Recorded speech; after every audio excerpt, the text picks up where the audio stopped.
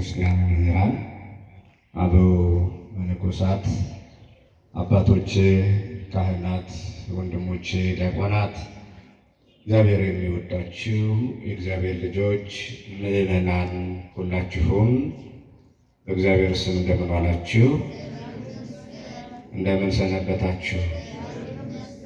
ቸር አምላካችን እግዚአብሔር በነገር ሁሉ የረዳን የጠበቀን የተንከባከበን ኃጢአት በደላችንን ሳይመለከት ከኃጢአታችን ይልቅ ምሕረቱን ያበዛልን በልባችን ከነገሰው ጥላቻ ይልቅ ፍቅሩን ያፈሰሰልን የምሕረት አምላክ የምሕረት ጌታ አምላካችን እግዚአብሔር ስሙ ለዘላለም የተመሰገነ ይሁንልን። በስደታችን ጊዜ መጠጊያችን፣ በሐዘናችንም ጊዜ መጽናኛችን፣ በተራብንም ጊዜ ሰማያዊ መብል ሰማያዊ መጠጥ ክርስቶስን ያገኘንባት ማምላክ ወላዲተ አምላክ ድንግል ማርያም እግዚአብሔር በሰጣት ክብር ሁሉ የከበረች ትሆንልን። እንኳን አደረሳችሁ። አምላካችን እግዚአብሔር ጠብቆንና ረድቶን ለዛሬ አድርሶናል። ዛሬ በጣም ትልቅ በዓል ነው። በቤተ ክርስቲያናችን ከጥንት ጀምሮ በአባቶቻችን ሲከበር ሲናፈቅ የኖረ በዓል ነው። ዛሬ እግዚአብሔር እኛን ረድቶን ለዚህ የበረከት ተካፋዮች አድርጎናል። ዛሬ እኛ ከኃጢአት ወደ ጽድቅ ከነበርንበት የጨለማ ሕይወት ወደ ብርሃን እንድንመለስ የብርሃንን ጌታ የወለደች እመብርሃን ድንግል ማርያም የተወለደችበት ዕለት ነው። በድጋሚ እንኳን አደረሳችሁ። እንግዲህ ጥቂት ደቂቃ ዕለቱን በተመለከተ እንማማራለን። እኔም ሊባኖስ እህቴ መራት እህቴ ሙሽራዬ ከሊባኖስ ላይ መኃልየ ምዕራፍ 4 ቁጥር 8 ላይ የምናገኘው ኃይለ ቃል ነው። እንግዲህ እግዚአብሔር ልጆች ጥበበኛው ሰሎሞን ንጉሡ ሰሎሞን እግዚአብሔር በሕይወቱ የቀባው እግዚአብሔር ያከበረው ሰሎሞን በሕይወቱ ከሠራው ሥራ ይልቅ እግዚአብሔር በረከት ይሆንለት የእግዚአብሔር ምሕረት የእግዚአብሔር ጥበብ የታየበት በሰሎሞን ታሪክ በግል ታሪክ ውስጥ ብዙ ኃጢአቶችን ልናገኝ እንችላለን።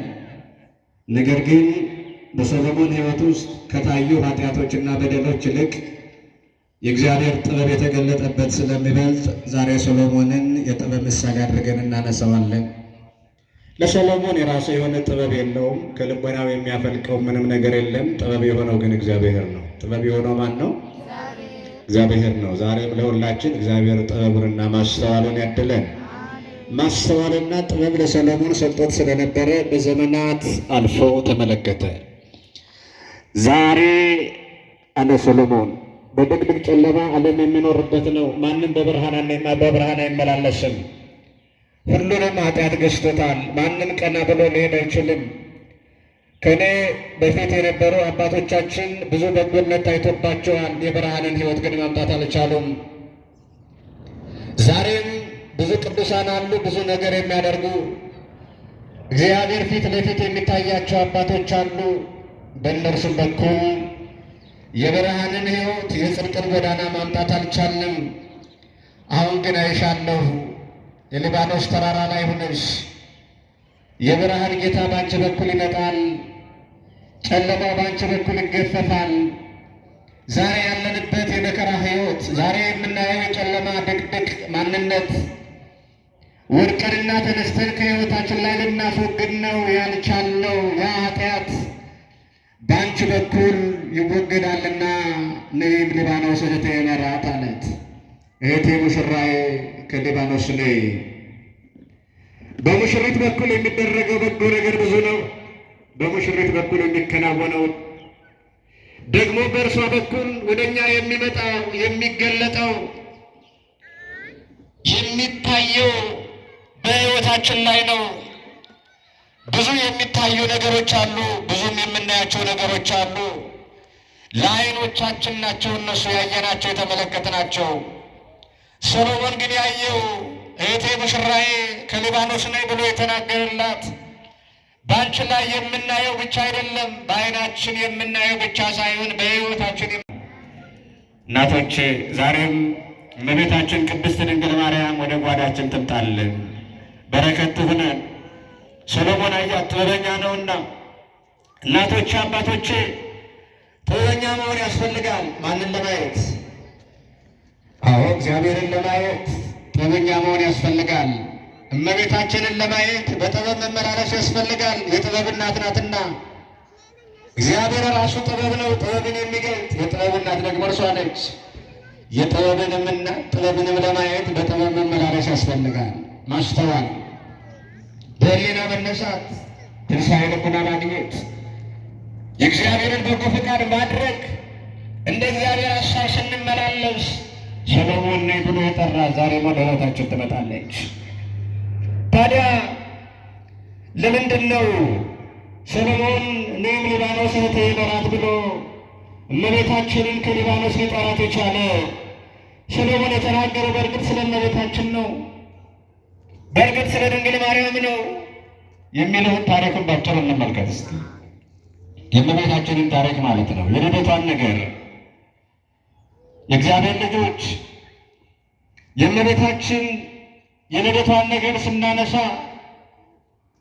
ከመካንነት ነው የሚነሳው፣ ካለመውለድ፣ ልጅ ከማጣት፣ ከልቅሶ፣ ከሐዘን፣ ከጸሎት፣ ከምህላ እግዚአብሔርን ደጅ ከመጥናት ነው የሚጀምረው። እነዚህ የእመቤታችን የቅድስት ድንግል ማርያም ቅድመ አያቶች ልጅ የሚፈልጉ በልጅ መባረክ የሚፈልጉ ነገር ግን እግዚአብሔር ደግሞ በልጅ ለጊዜው እንዲባረኩ በረከትን ያልሰጣቸው፣ ነገር ግን እነርሱ ደግሞ አብዝተው ልጅን የሚፈልጉ በጥሪቃና ተክታ ከሚባሉ ቅድመ አያቶቿ ነው የሚጀምረው። በጣም የተከበሩ በወርቅ በአልማዝ በበግ በፈረስ በእንስሳት በብዙ ነገር የከበሩ ቤታቸው ውስጥ ምንም ነገር የማይጎድል ቤታቸው ውስጥ ምንም ነገር የማይታጣ ሁሉ ነገር ያለ ነገር ግን ምን የሌለ? ልጅ የሌለ። ታዲያ ቤታቸው ባዶ ሆነ። የእግዚአብሔር ልጆች በዓለም ውስጥ ብዙ ነገር ሊኖረን ይችላል። ዓለም ብዙ ነገር ልታስታቅፈን ትችላለች።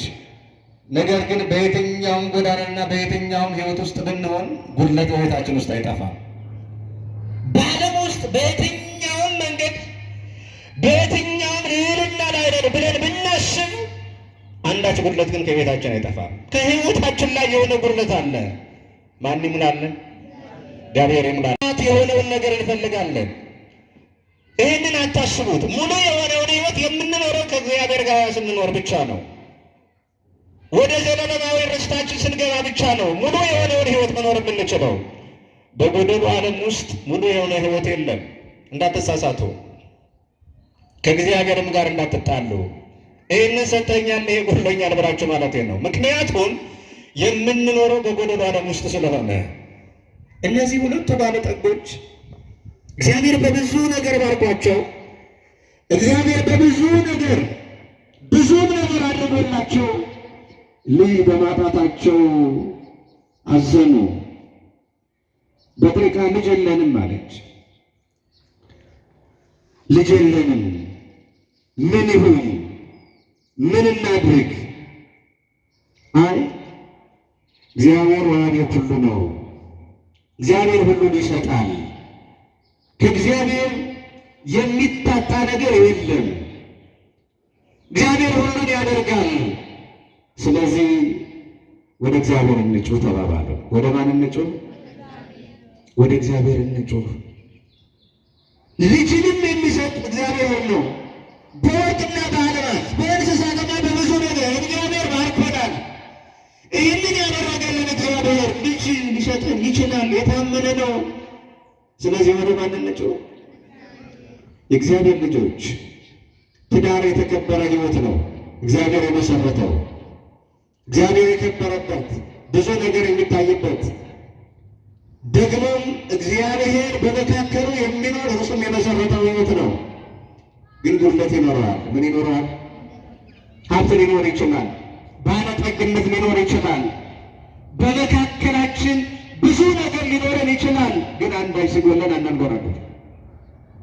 በመካከላችን እስኪ አስቡት፣ በእነዚህ በሁለቱ ባለጠጎች ሕይወት ውስጥ ብንሆን ያ ሁሉም ሞልቶ ያ ሁሉ ተርፎ ከእነርሱ አልፎ ለሌላ እየሰጡ ግን ነገ ይህንን ሁሉ ሀብትና ንብረት እንዲያው የሚወርሰው ማን ነው ብላችሁ ብታስቡ፣ ልጅ ደግሞ በሕይወታችሁ ቶሎ ባይገለጥ ባይመጣ ምንድን ነው የምታስቡ?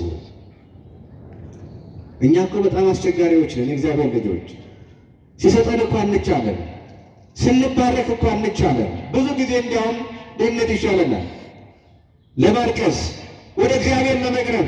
ትንሽ ስናገኝ በጣም አስቸጋሪዎች ነን። በጣም ብዙ ስህተት ልንሰራ እንችላለን። በጣም ያልተገባ ነገር ልናደርግ እንችላለን። የተሳሳተ መንገድ ልንሄድ እንችላለን። ትዳር ግን በእግዚአብሔር የተመሰረተ ጉድለት እንኳን ቢኖር ጉድለትን ለእግዚአብሔር መስጠት ነው። ለማን መስጠት ነው? ለእግዚአብሔር መስጠት ነው። ባለ ትዳሮች ብዙ ነገር ሊጎላችሁ ይችላል። በትዳር ውስጥ ብዙ ፈተና ሊገጥማችሁ ይችላል። ቤታችሁ ውስጥ አንዳች ነገር ሊታጣ ይችላል። ግን ማን ይሞላዋል? እግዚአብሔር ይሞላዋል። ይኸውላችሁ ትልቁ ነገር ትዳር ነው። እግዚአብሔር ደግሞ ትልቁን ነገር ትዳርን ያህል ሰጥቶን ጓዳችን ውስጥ የሚበላ ነገር ሊያሳጣን አይችልም። እኛ ግን እንቸኩላለን። በጣም ችኩሎች ነን። እነዚህ ሁለቱ ባለጠጎች ግን የለም፣ ይሄንን ችግር የሚፈታው እግዚአብሔር ብቻ ነው አሉ። እግዚአብሔር ነው የሚፈታው። እግዚአብሔር ይሰጠናል፣ ያደርገዋል በሚል በጽኑ እምነት ሱባኤ ገቡ። ምን ገቡ? ጸለዩ ወደ እግዚአብሔር አንገታቸውን አቅንተው እግዚአብሔር እንደሚጎበኛቸው፣ እግዚአብሔር ብዙ ነገር እንደሚያደርግላቸው፣ የትዳርን ክቡርነት ያከበረ እግዚአብሔር በትዳር ውስጥ የሚገኘውን ፍሬ ደግሞ ያደርጋል አሉ። ያደርጋል። አባቶች፣ እናቶች ሆድን የፈጠረ ማን ነው? እግዚአብሔር አይደል? እግዚአብሔር ሆዳችንን ፈጥሮ የሚበላ ነገር ያሳጣናል ብላችሁ ታስባላችሁ? አያሳጣንም። ትዳርን ያህል የከበረ ነገር እግዚአብሔር ሰጥቶን እንዴት ልጅ ይነሳናል? አይነሳንም። ግን እንቸኩላለን። አቋራጭ መንገድ መሄድ እንፈልጋለን። አቋራጭ መንገድ ሄደን እግዚአብሔርን መቅደም እንፈልጋለን። እግዚአብሔር በትክክለኛው መንገድ በኩል እየመጣ እኛ ግን በአቋራጭ እንሄዳለን። ከእግዚአብሔር የሚመጣውን በጎ የሆነውን በረከት እናጣለን። እንዲህ ሲሆን ስለዚህ በትዳር ሕይወት ውስጥ ክርስቲያኖች ቀጥ ባለው መንገድ እግዚአብሔር በሰራልን፣ እግዚአብሔር ባደረገው፣ እግዚአብሔር ባከናወነው፣ እግዚአብሔር በሰራው መንገድ በትክክል እንሄድ። እግዚአብሔርን መንገድ ላይ እናገኘዋለን። ያን ጉድለታችን ይሞላል። በአቋራጭ የምንሄድ ከሆነ ግን እግዚአብሔር በትክክለኛው መንገድ ሲመጣ ያጣናል። እግዚአብሔር መጥቶ ያጣቸው በጣም ብዙ ሰዎች አሉ። እግዚአብሔር ፈልጎ ያላገኛቸው በጣም ብዙ ሰዎች አሉ። እግዚአብሔር በትክክለኛው ጎዳና መጥቶ ሊጎበኛቸው እነርሱ ግን በአቋራጭ ጎዳና እየሄዱ ከእግዚአብሔር ተፈልገው የጠፉ በጣም ብዙ ሰዎች አሉ። አለመታደል ነው። እግዚአብሔር ፈልጎን መታጣት አይደል እንዴ? እንደው የተሻለ ሰው እንኳን ፈልጎን ዛሬ ገሌ ፈልጎ ነበረ ተብለን ቤታችንን በራችንን አንኳኩቶ ባንገኝ ገሌ መጥቶ ነበር ብንባል ፈልጎ ነበር ብንባል የልባችን ደስታ ምን ያህል ነው? እናቶች፣ አባቶች ዛሬ ግን እግዚአብሔር ይፈልጋቸዋል። ማን ይፈልጋቸዋል? እግዚአብሔር ይፈልጋቸዋል። ለምን ካላችሁ ጎደሏችሁን ሊሞላ፣ ለምን ካላችሁኝ የልባችሁን መሻት ሊመልስላችሁ፣ ለምን ካላችሁኝ ልባችሁም ውስጥ ጓዳችሁም ውስጥ ያለውን ጎዶሎ ሊሞላላችሁ እግዚአብሔር እየፈለጋችሁ ነው። እነዚህ ሁለቱ ባለጠጎች እግዚአብሔር ወደሚገኝበት እግዚአብሔርን ፈልገው ለማግኘት ጾምና ጸሎት ገቡ። እግዚአብሔርን ተገለጠላቸው። እግዚአብሔርን ምን አለላቸው? እግዚአብሔር ተገለጠላቸው፣ ጸለዩ፣ ራእይ አዩ። አዎ ነጭ እንቦሳ ከማኅፀኗ ስትወጣ እንቦሳ ደግሞ ሌላ እንቦሳ እየወለደች 6ኛ ላይ ስትደርስ ነጭ አንበሳ ጨረቃን ስትወልድ፣ ጨረቃ ደግሞ ፀሐይን ስትወልድ ተመለከቱ። እግዚአብሔር ይህንን ራእይ ገለጠላቸው። ይህንን ራእይ እግዚአብሔር ሲገልጥላቸው እግዚአብሔር ያደርገው የፈለገ እግዚአብሔር ጥያቄያችንን ሊመልስልን የፈለገበት መንገድ ይሄ ነው። ስለዚህ እግዚአብሔር ወደ ሕይወታችን መጥቷል አለው። እግዚአብሔር ወደ ምናችን መጥቷል? ወደ ምናችን መጥቷል? እግዚአብሔር ወደ ሕይወታችን መጥቷል አለና ለሕልም ፈቺው ነገሩት። አይ ትወልዳላችሁ አላቸው። ምን ትላላችሁ? ደስ አይለም ግን ምንድን ነው የሚፈልጉት?